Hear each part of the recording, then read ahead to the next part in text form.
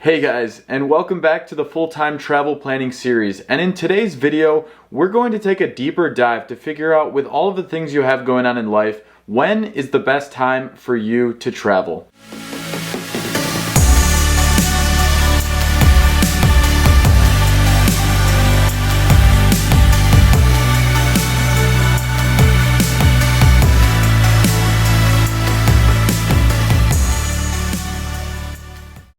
And in the last video, we took a bit more of a quantitative approach, looking at how much money do we have currently saved up, how much money do you think you're going to need in order to travel the world, based on what countries you're going, based on how quickly you're going to be moving around. All of these different factors were meant to help come up with what that budget's looking like for you. Now we're going to take a further look to help figure out what other things do you have going on in your life that you want to be able to plan either before traveling, during traveling, or after. Now, there's always going to be so many things you have going on in life that there's always going to be pros and cons to which direction makes the most sense. Now, by the end of this video, we'll have gone through quite a few different life, if you will, scenarios that you'll want to go ahead and either plan for, think about, or kind of get an idea where your mind's at to help build that into your current timeline. So the first question we want to try and answer is, when does it make sense for you to travel? Of course, this will vary from person to person, but we're going to run through a few different scenarios to help you figure out what types of things in your life are going on and how you can plan those in. But to start at the top here, let's first talk about your current job. You either want to go ahead and stay with this job long term, maybe after you come back and travel, or you're looking to be completely done with this company and maybe stay in the same career field. But let's first talk about staying in the same career field but leaving this current job. So maybe this is a perfect time to plan that when you leave your current job, then you'll have some time in between before you start your next job in that industry, or maybe a new industry you find while you're traveling. So that one's pretty straightforward. So what I did personally was I went and waited until I achieved the right financial means and was in a good place overall. And then I left the job that I knew I was going to be leaving at some point. And that made sense for me. Being in between jobs made it the best time for me to travel. But if your case is you would like to go ahead and stay with your job after you come back from traveling, there's a few different options you might have. The first one is maybe you have a sabbatical program. A lot of companies will give an unpaid sabbatical for a certain amount of time.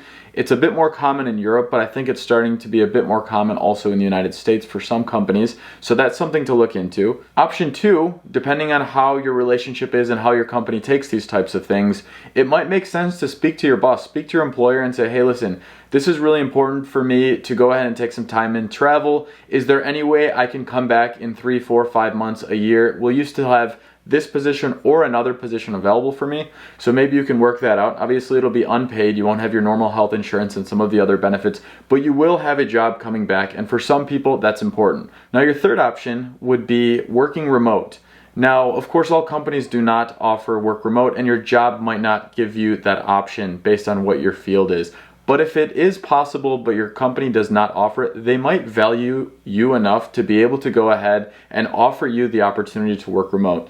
But I won't speak too much about that in this video. I'll have a video later in this series that'll talk more about the digital nomad life, working remote, or starting your own business out in the field. So the next one here is when your lease runs out. So for me, I was on a lease where it was very close to the time frame when I was planning on leaving the company. So I didn't have to make too many modifications. I was able to work out a few things, and it wasn't a deal breaker for me. But some people sign long leases, and then during that time period, they decide they want to travel. And what do you do in this situation? Well, you have a few options, and I'm sure some of these are going to be straightforward for you. Number one is you might have a friend or family member who might be interested in taking over your lease. Depending on where you live, if you're close to friends or family, that might be an option if they wanted to move into your space. Number two is you can sublease it and put it on CRAIGSLIST. This could be a great option to get rid of your place quickly. Or number three, you can work your timeline out so when your lease ends, or when you extend your lease to end at a certain time, then you can work it out so in that instance your lease ends at the same time you're moving out, and then you don't have that rent cost when you're traveling around the world. As you'd probably guess, traveling can get very expensive if you still have your lease or your mortgage back at home while you're also traveling the world, paying for Airbnbs, hotels, hostels. Then you're basically double paying for accommodation costs, which is what we want to stay away from, because that is truly one of the biggest things to make traveling very expensive. So that was my goal, to make sure I was not paying any rent back in the United States. I only wanted to pay for where I was staying that night while I was traveling. And so for those of you that don't rent out a place or don't have a lease, you might be a homeowner. So you have a few options here, and I'm personally not a homeowner. I've never been one, but I do know different travelers who have been homeowners, and they've had a very successful experience when they actually rented out their place while they were gone. I had one friend, he rented his place out in Chicago, so he was making money while he was traveling to offset his mortgage payment, plus he still had a few $100s extra that he was able to use towards his traveling. So he still had an income coming in from that. Now, some of you watching this are like, hey, I'm a landlord and it is the most problematic thing in the world. I don't doubt you. Not everybody is as lucky as my buddy who has that situation, but maybe you have had some tenants that are great tenants that you don't have to do too much oversight for them. And maybe you have someone in the area you trust that if something does come up, they can help you call a contractor, they can stop by, they can help lease it. Obviously that's asking a lot, but only you would know your current situation if that makes sense for you. But I think it's still worth throwing out there because there are some very good success stories of people who rent out their place while they're traveling. So they're still building equity in their home back home and they're making a little extra money to travel. So for me, that's a win-win if you can work it out. But honestly, if it's going to be too big of a mess, it may make the most sense for you to sell your place and keep that money in a side account so that way when you get back, you can buy a new place and start fresh. You have options though, that's the beauty. Now, the next point is maybe only applicable to some of you, but maybe you have a significant other and marriage isn't that far away from being a reality. I think it makes sense to get on the same page of maybe a general timeline for you and your significant other on what that time frame looks like on when you guys are thinking about getting hitched. It might make sense to do it before you leave to travel, and it might make sense to wait until after. Obviously, there's expenses and other things related to that, a lot of planning and a lot of time when you're already going to be planning for full-time travel anyways. So it's good to think about that, run through all of those different scenarios on what makes sense for your situation. And then taking that a little bit further, kids might be there. Maybe you already are married. Maybe you're thinking about having kids soon, but you're both thinking, hey, well, we want to go ahead and travel first. You have a couple options here. You know, some families actually with very young kids are now traveling around the world because in most countries you can find pretty good medical support and medical systems there. You've probably heard of the bucket list family or some of those other families who travel around the world with very young kids and they absolutely love it, and it's almost like a type of schooling for the kids that's one that you cannot learn in a normal school setting. So there are a lot of benefits. Now, on the other hand, if maybe you are already married or thinking about getting married before you travel, maybe you still want to wait until after you travel to have kids. You know, it might be easier for some people to do that. Obviously, having additional people to travel might mean additional or will mean additional expenses. So it really depends on what your personal preference is. But I will tell you that people have success doing both ways of travel. So going to the next one on the list, and this is one that I had on my initial planning list, which was paying off student loans. I had a large amount of student loans when I graduated, and I'll be honest, it was $65,000, and it was daunting when I graduated. I was like, geez, I am in debt, and how am I ever going to pay this off? But I will tell you that it just goes back into working your plan. And if you haven't seen the video in my last episode, episode 2, go back to that because it'll help you figure out what your timeline needs to look like. And in today's video, of course, we're helping you build on that timeline and think about these things. And the debt should be one thing you should think about. Personally, I knew I would not be able to travel mentally if I didn't pay off all my student loans. While I could take 10 years or even refinance them and take 20 years if I wanted, I don't want to pay interest. I wanted to get that behind me. For me, I had a nice time in school, I got my degree, and I also got a bunch of debt. But I knew that in order for me to move on to that next phase, which was traveling, I needed to wipe that clean because I would feel so much more at ease having that gone. Now, that can be tough because all you're probably thinking is, wow, that's going to keep extending my timeline out. And the matter of fact is, it will.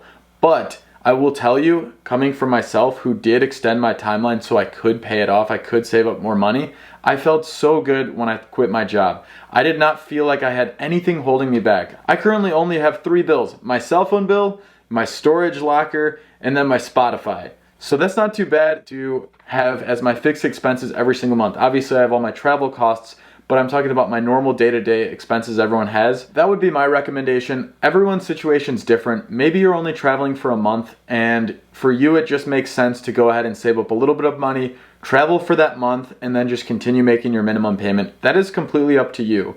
I'm just telling you what I personally have had the most, let's say, mental success or the best feelings about it. And there are downsides though, you know, I had to wait longer to travel. I had to wait longer to start my social media business, which ultimately pushed me down on the ladder. You know, some would argue saying, hey, take the risk early on because you want to be the first ones doing it. So that's another approach to doing it. But for me, at least at the time in my life, I wanted to go ahead and wipe the debt clean, have a cushion under me, and be able to fully go into the world with nothing, with no liabilities holding me back. And kind of just mimicking the student loan portion, if you have any credit card debt, set up a plan and pay it off. Trust me, I remember when I was in college and I had a credit card, I've been there, I spent too much on it. I had to pay all of that interest. I think it was like 26%. And at the time I was like, oh, I only have a $300 limit though. But $300 limit, and then I was paying 26% interest per year, that was a lot. And that ultimately had to be paid. And so you got to face it. I know some of us have gotten into financial trouble. I made those mistakes too when I was younger. But the key is I figured out a plan how to get out of it, how to make a plan to pay those off and spend less money than I'm making. And if you want to be successful in travel budgeting and travel planning, that right there, paying off your student credit cards or student loans, whatever it might be, is a great challenge for you to start getting your finances in order. So I recommend you doing that as a challenge now if you're in the situation where you have any debt. So those are pretty much the main topics I wanted to talk about. It was just some of the ones that are most apparent in a lot of people's lives, not everyone's lives, but they're things that you want to think about, and they're things that it's very easy to kind of push them under the rug if you're so excited about traveling. But once again, as I've said a few times throughout this video, for me, I like to just try and get those details in order, figure it all out, have a fair plan in place, and then I'm going to be able to go into it that much more comfortable. So if you saw my earlier videos, you should have already set up a notepad where you have your full-time travel planning. If this brought any new ideas, things you hadn't thought about yet, put those in your journal or your notepad as to why you should or should not travel, and start thinking about what your plan could be. Start thinking about how that's going to affect your timeline, and start coming up with that final date. After I had thought about how much money I have saved up, how much I need to save, student loans, my lease, these types of things for me, then I was able to put a time frame on. And that was really when the true planning started. When I put my first 14 months, T-minus 14 months till then, I was so excited. But I'll be honest, I was also waking up like, wow, that is a lot of days, and I'm thinking about this every single day. But regardless though, that gives you a lot of important things to start thinking about. But I think overall, starting to have all of this information in place, you're probably already feeling a little bit more at ease. Now you have everything on the table. You've thought through it. You have a pretty good idea of where your life stands financially and on the other sides of just all of the other things and aspects about life. And if you have any more things that I didn't mention, think about those things and jot them down in that notepad and start thinking about when makes sense for you to travel. And so guys, that pretty much wraps up this episode. In the next episode, we're going to talk a little bit more about how to stay informed about the places you're going to. This is both on the safety and risk side, but it's also on how do you assimilate into the culture. I have some pretty successful things that I want to share with you guys.